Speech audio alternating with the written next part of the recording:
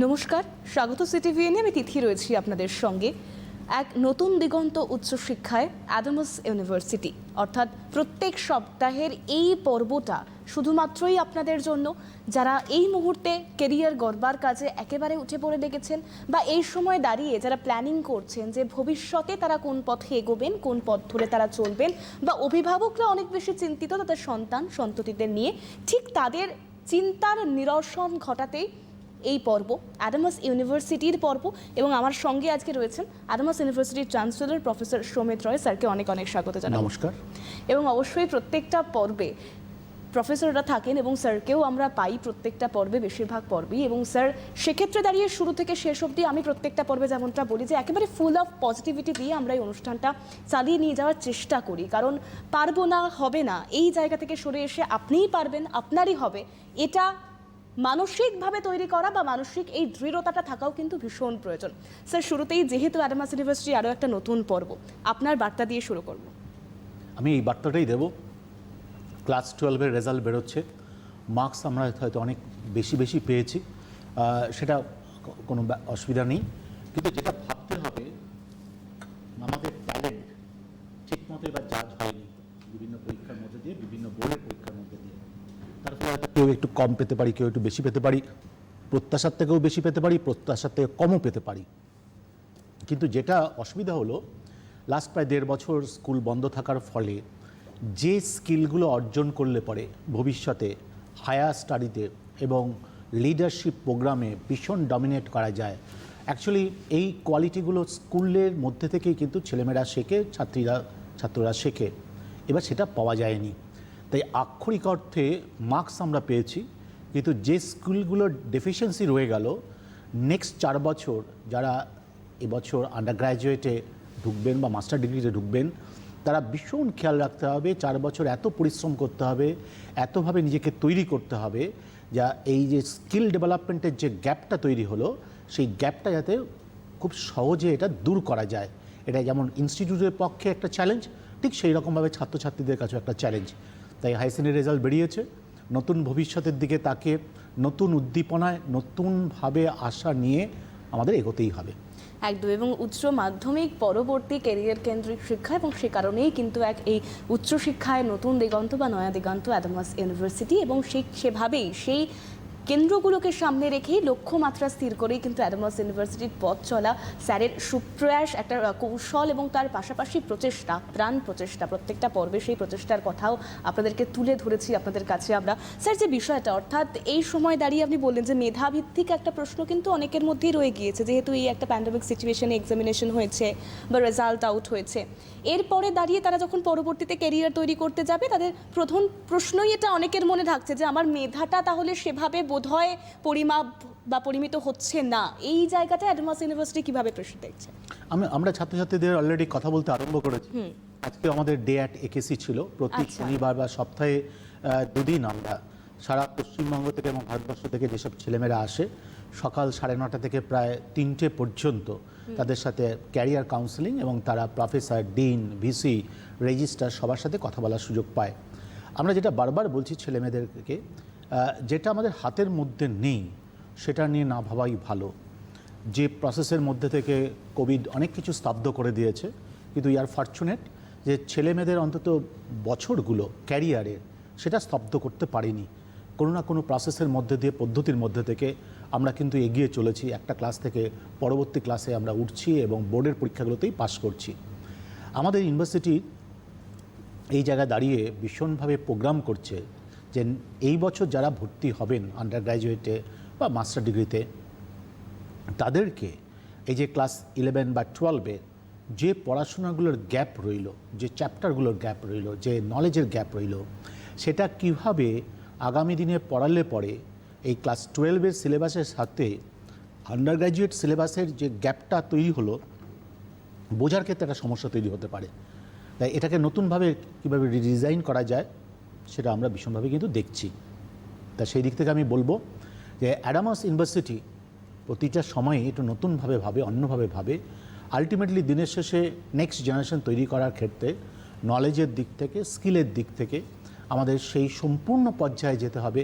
কারণ আমরা বারবার বলছি যে ন্যাশনাল সিটিজেন তৈরি করার জন্য আমরা নিজেরা তৈরি করছি, নিজেদেরকে ছেলেমেয়েদের তৈরি করছি, নেক্সট জেনারেশনকে তৈরি করছি, ইভেন ইন্টারন্যাশনাল সিটিজেন তৈরি করার জন্য আমরা নিজেদেরকে তৈরি করছি। তা সেদিকের ভাবনা থেকে আমাদের কিন্তু বারবার বোঝা দরকার এবং সবারই স্পেশাল প্রোগ্রাম নেওয়া দরকার। এরকমই প্রোগ্রাম কিন্তু অ্যাডামাস ইউনিভার্সিটিও কিন্তু ভাবতে আরম্ভ করেছে। একদমই, এবং শুধুমাত্র আপনাদের জন্য, অর্থাৎ এই মুহূর্তে পর্দার ওপারে যারা রয়েছেন যাদের জন্য এই পর্বগুলো সাজানো হচ্ছে, একেবারে সুনিপুণ হাতে সাজানো হচ্ছে এই পর্বগুলো। কারণ এই যে কমিউনিকেশন বা আমি যে প্রশ্ন করছি বা প্রশ্ন রাখবার চেষ্টা করছি, একেবারেই কিন্তু আপনাদের মনের প্রশ্নগুলো রাখবার চেষ্টা করছি আমরা। ঠিক সেই জায়গায় দাঁড়িয়ে স্যারকে আরেকটা বিষয় জানতে চাইবো। স্যার, এই যে ল অ্যান্ড জাস্টিস অর্থাৎ school of law and justice বা school of media and communication, এরকম অনেকগুলো স্কুল রয়েছে। এই সম্পর্কে অর্থাৎ স্কুলের সম্পর্কে যদি একবার আমাদের যারা অডিয়েন্স রয়েছে বা যারা এই মুহূর্তে অ্যাডামাস ইউনিভার্সিটির সঙ্গে যোগ হবে বা এই বিষয় নিয়ে ভাবছে তাদের জন্য আমি বারবার বলি যে এখন ভারতীয় ইনস্টিটিউট, বিশ্ববিদ্যালয়, কলেজগুলোর একটা নতুন ভূমিকায় নিজেদেরকে ট্রান্সফর্ম করতে হবে। সেই ভূমিকাটা কি? আমরা প্রায়ই দেখি যে আমাদের দেশে কর্মসংস্থানের ক্ষেত্রে যে যোগ্যতার যে মানুষের দরকার তার অনেক বহুলাংশে বেশি কিছু অ্যাপ্লিকেশন পড়ে। অনেক সময় আমরা দেখি যে পোস্টের জন্য যে কোয়ালিফিকেশান দরকার তার থেকে অনেক বেশি কোয়ালিফিকেশানস যুক্ত ছাত্রছাত্রীরা অ্যাপ্লাই করে। তা নিয়ে পত্রপত্রিকায় ছবি বেরোয়, পত্রপত্রিকায় আলোচনা হয়। তার মানে আমরা বলতে চাই যে ডিগ্রি পাওয়ার জন্য একটা উদ্দেশ্য নিয়ে আমরা পড়াশোনা করি, আর স্কিল ডেভেলপ করার জন্য যে পোস্টে যা দরকার সেটা হয়তো আমরা সাফিসিয়েন্ট নিয়ে ইনস্টিটিউট থেকে বা ইউনিভার্সিটি বা কলেজ থেকে বেরোতে পারছি না। তার জন্যই হয়তো আমাদের এই ধরনের সম্মুখীন হতে হচ্ছে সিচুয়েশনের। তা সেটা কি করা যায় সেটা পরিষ্কার আমাদের বোঝা দরকার। আমরা আন্ডার গ্র্যাজুয়েট করি বা মাস্টার ডিগ্রি করি, সঙ্গে সঙ্গে প্রফেশনাল বেশ কিছু স্কিল আমাদের উপার্জন করতে হবে। আমরা যেটা বলি মেধা সম্পদ, অ্যাকচুয়ালি এই 90%, 98% যে প্রসেসে আমরা পাই, এখানে কিন্তু খুব কম থাকে মেধা টেস্টের। এখানে যেটা টেস্ট করা হয় সেটা হচ্ছে স্মৃতি কতটুকু বেশি আছে তার একটা টেস্ট হয়। একই জিনিস বারবার পড়ে নিয়ে বারবার লেখা, তারপরে সেটাকে পরীক্ষা হলে লেখা, এই স্মৃতির একটা মেজারমেন্ট হয়, রাইট? মেমোরির একটা মেজারমেন্ট হয়।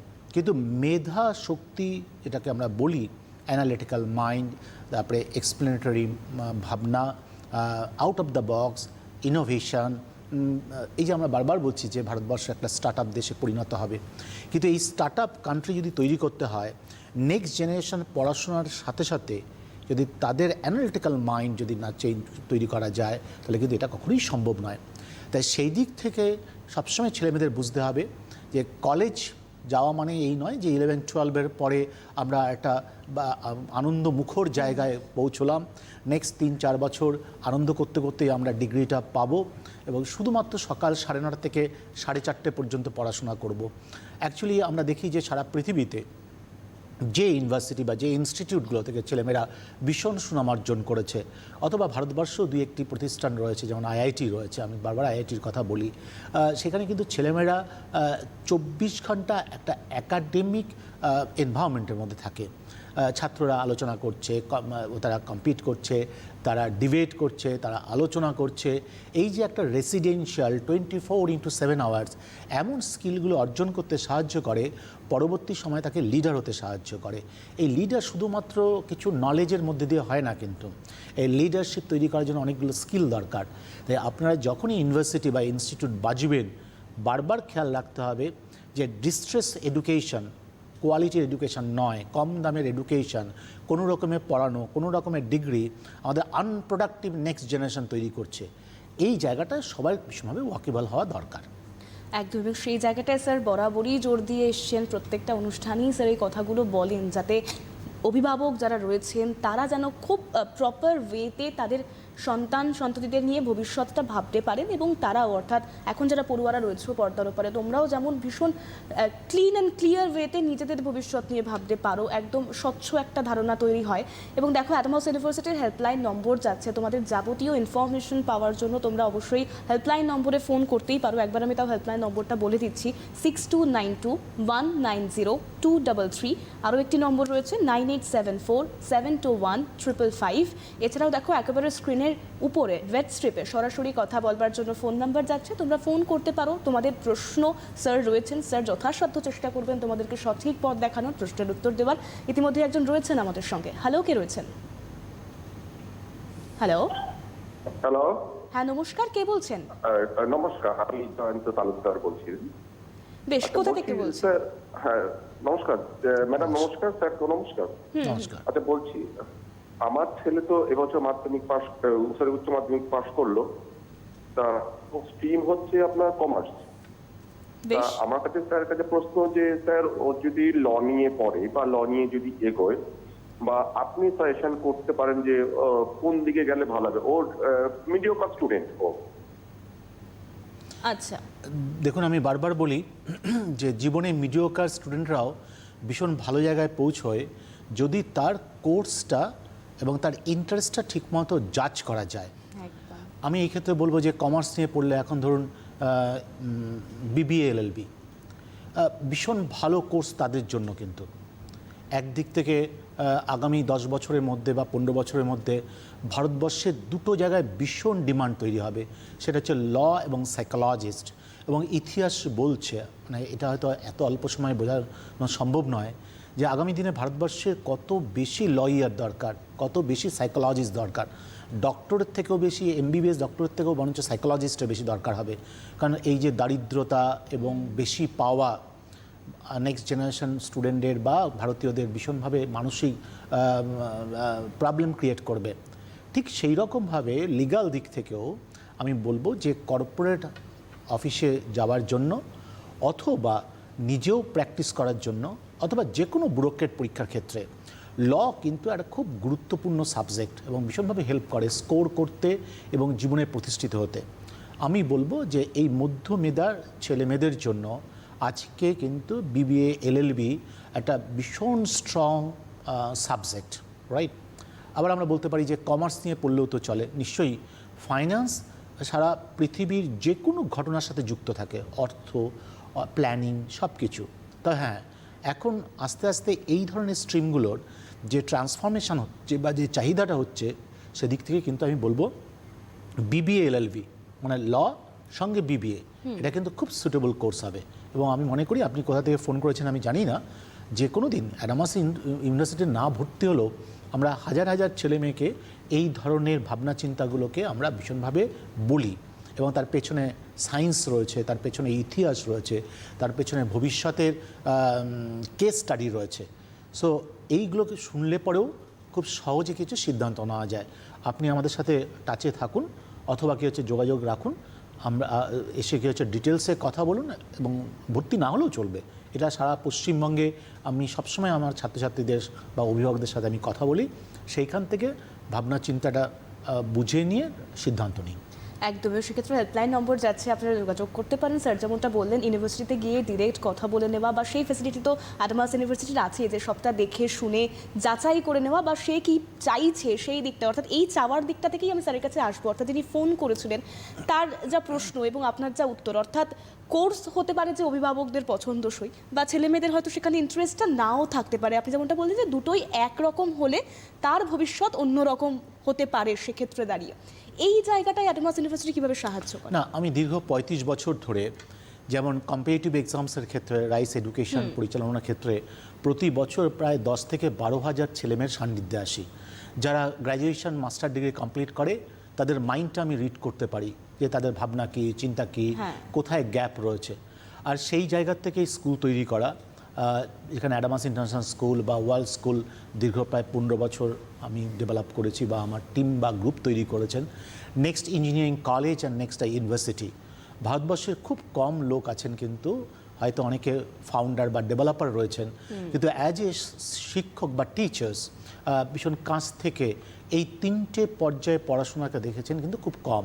আমি জানি আমি সব এখনই শিখে উঠতে পারিনি, আমার অনেক শিখতে হবে, অনেক আমাকে জানতে হবে, কিন্তু আমি পরিষ্কার বুঝতে পারি যে ভারতীয় এডুকেশন সিস্টেমে স্কুল এডুকেশনের সাথে কোথায় কলেজ এডুকেশন বা ইউনিভার্সিটি এডুকেশনের পার্থক্য রয়েছে। স্যার এই পার্থক্যটাই শুনবে, একটা ফোন নিয়ে নি চট করে। হ্যালো, কে রয়েছেন? হ্যালো। হ্যালো, হ্যাঁ নমস্কার, কে বলছেন? হ্যাঁ আমি রাজশ্রী দাস বলছি। বেশ, কোথা থেকে বলছেন? আমি কলকাতা থেকে বলছি। কলকাতা থেকে বলছেন, বেশ, বলুন কি প্রশ্ন রয়েছে। হ্যালো। হ্যালো, হ্যাঁ প্রশ্নটা বলুন।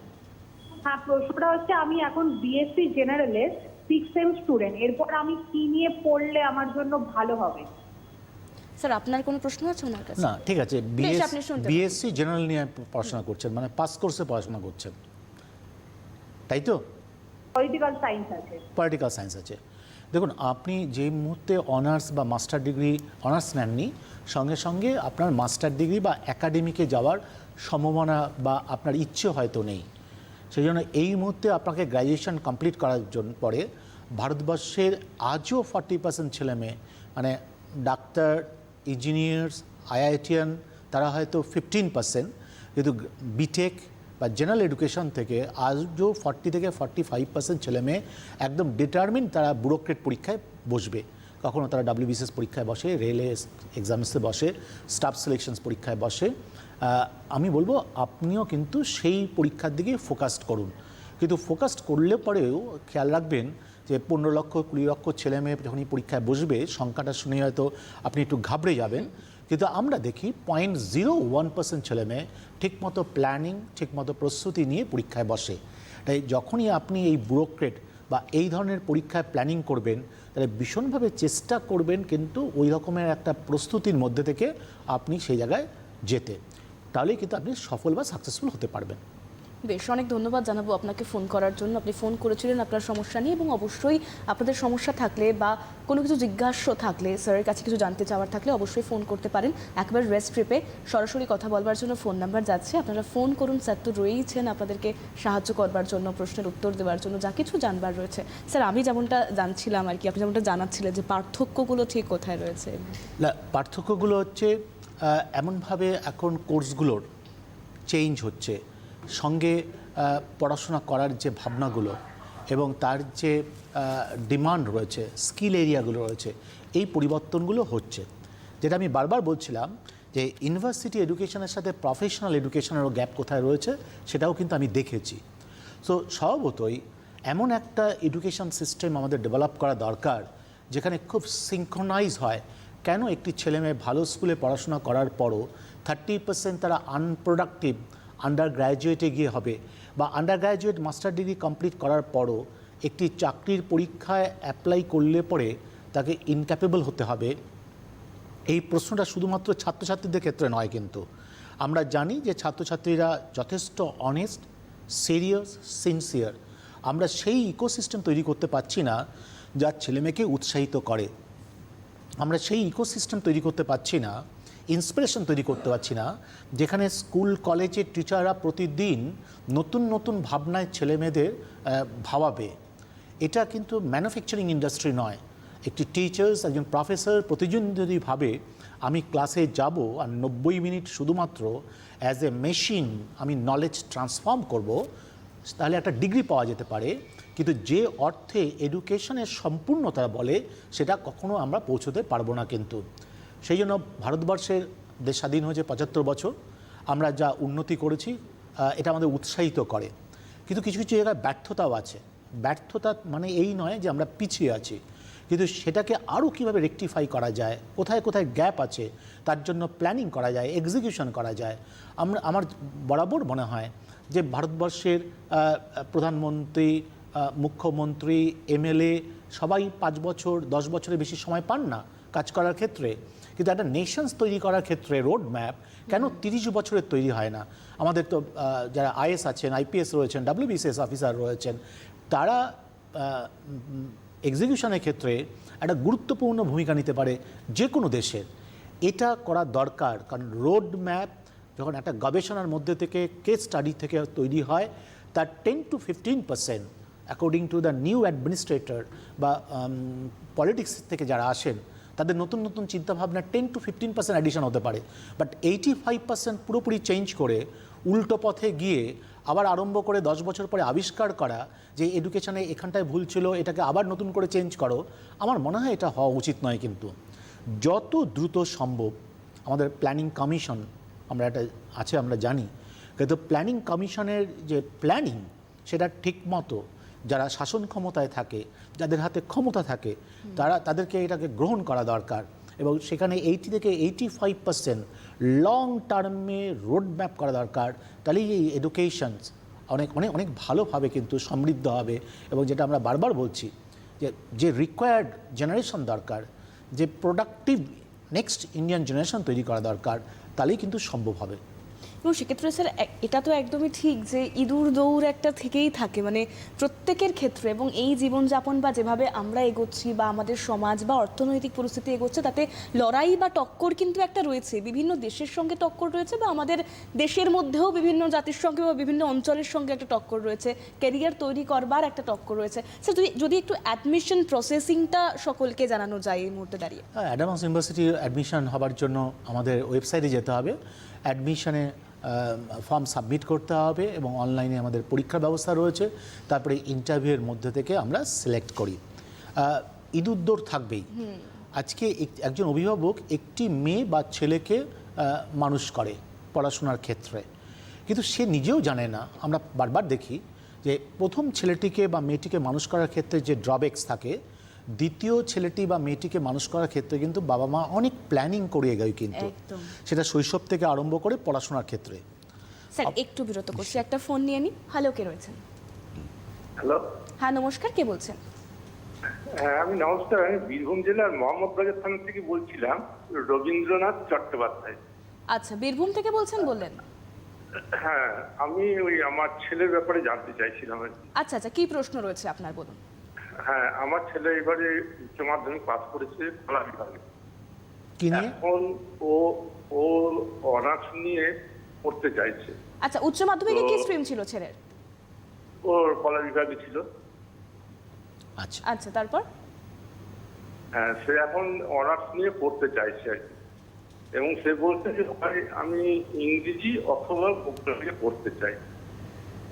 তো বেশ।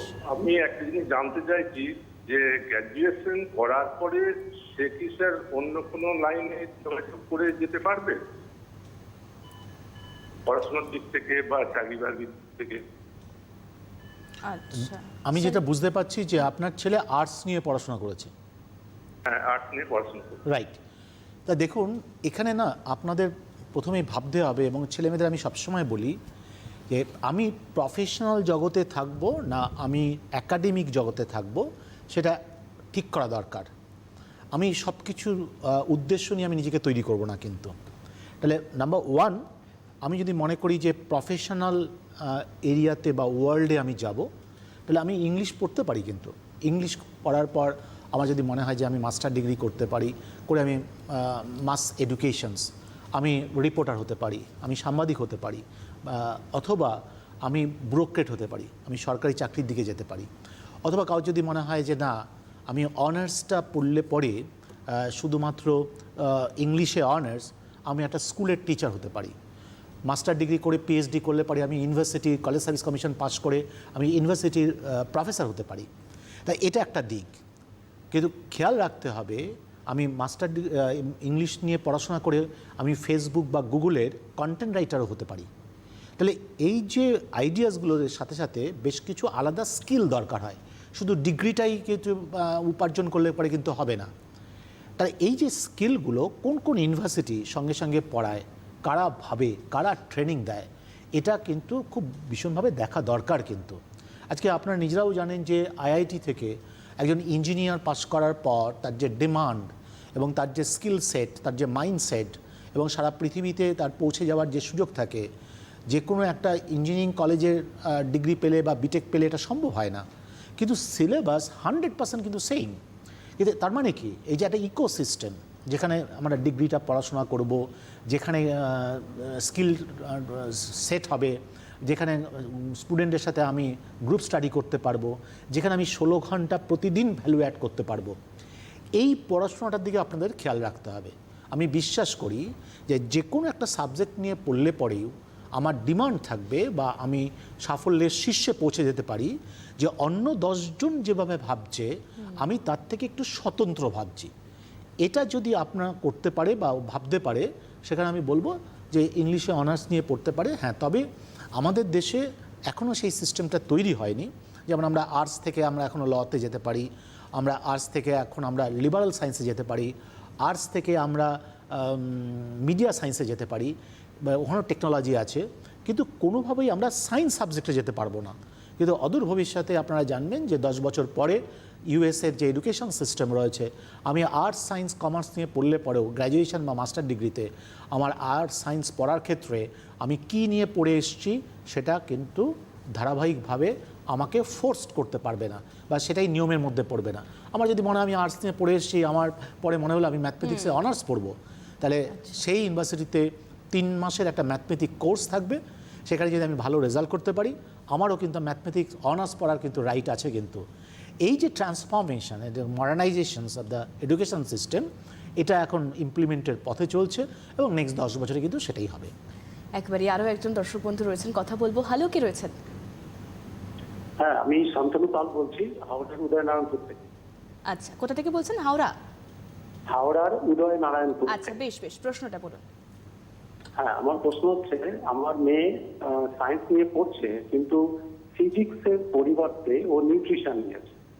এখন এর ভবিষ্যৎটা কি হতে পারে? কোন লাইনে কি কি সাবজেক্ট আছে একটু বলুন আমাকে একটু। হ্যালো, কি কি সাবজেক্ট আছে আপনার মেয়ের, একবার বলুন স্যারকে।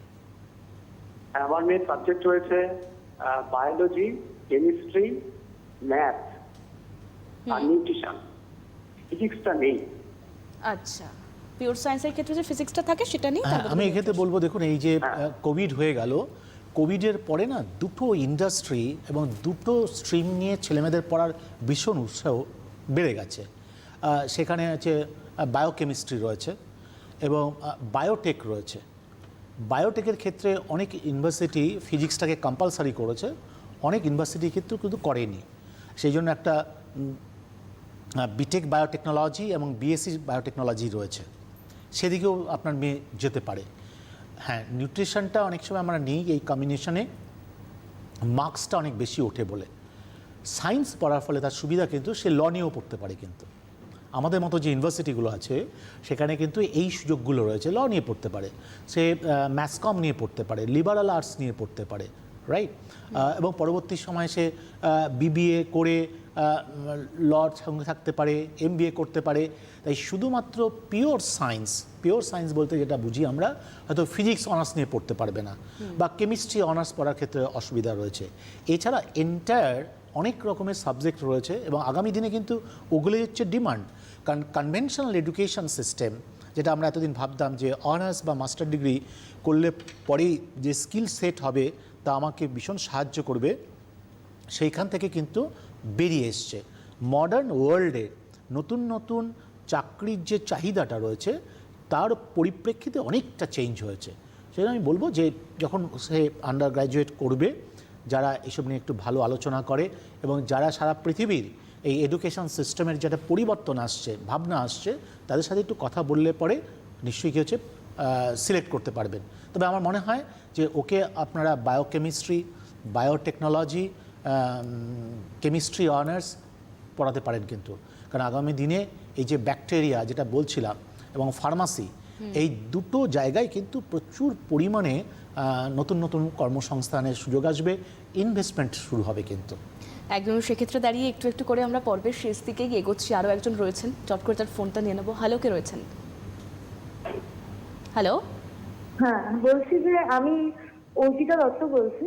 আমি রিসেন্টলি এমএ পাস করেছি, বাংলা নিয়ে এমএ কমপ্লিট করেছি। তো আমার জন্য কি ক্যারিয়ার অপশন এরপরে যদি করি সেক্ষেত্রে ভালো হবে, সেটাই জানতে চাই। দেখুন, একটা মাস্টার ডিগ্রি কমপ্লিট করার পর ক্যারিয়ারের ডিরেকশন খুব বেশি চেঞ্জ করা যায় না। কিন্তু আপনাকে দেখতে হবে যে মাস্টার ডিগ্রি কমপ্লিট করার পর আপনার যদি বিএডটা কমপ্লিট করে নিতে পারেন তাহলে টিচিং লাইনে আপনি থাকতে পারেন। মাস্টার ডিগ্রি কমপ্লিট করার পর আপনি রিসার্চ যদি করেন তারপরে আপনি কলেজ হায়ার এডুকেশন আপনি আসতে পারেন। থার্ড ওয়ান, আপনার কিন্তু ব্যুরোক্রেট যে পরীক্ষাগুলো হয়, মানে সরকারি চাকরির যে পরীক্ষাগুলো হয়, তাতে আপনি অংশগ্রহণ করতে পারেন।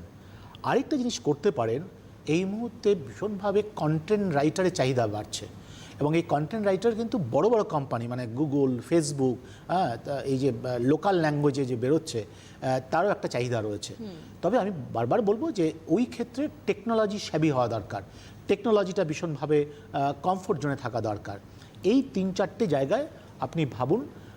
আরও রেগুলার পড়াশোনাটা করলে পরেও সেটা কিসের পরিপ্রেক্ষিতে করবেন, কোন দিকে আপনি যাবেন, সেটা ফিক্সড করার পর এগোনে কিন্তু ভালো হবে। একদমই, এবং সে জায়গায় দাঁড়িয়ে যারা ফোন করলেন তাদেরকে অনেক ধন্যবাদ জানাবো, এবং এতক্ষণ ধরে আপনারা আমাদের সঙ্গে ছিলেন, আপনাদের সকলকে ধন্যবাদ জানাবো। পর্বটা এখানেই শেষ করতে হচ্ছে। আমাদের সঙ্গে ছিলেন চেয়ারম্যান রাইস গ্রুপ, তার পাশাপাশি অ্যাডভান্স ইউনিভার্সিটির চ্যান্সেলর প্রফেসর সৌমিত রায়। স্যারকে অনেক অনেক ধন্যবাদ জানাবো এতটা কোয়ালিটি টাইম আমাকে আপনাদেরকে সকলকে দেওয়ার জন্য। এই পর্বটা এখানেই শেষ করতে হচ্ছে। ভালো থাকুন, সুস্থ থাকুন, নমস্কার।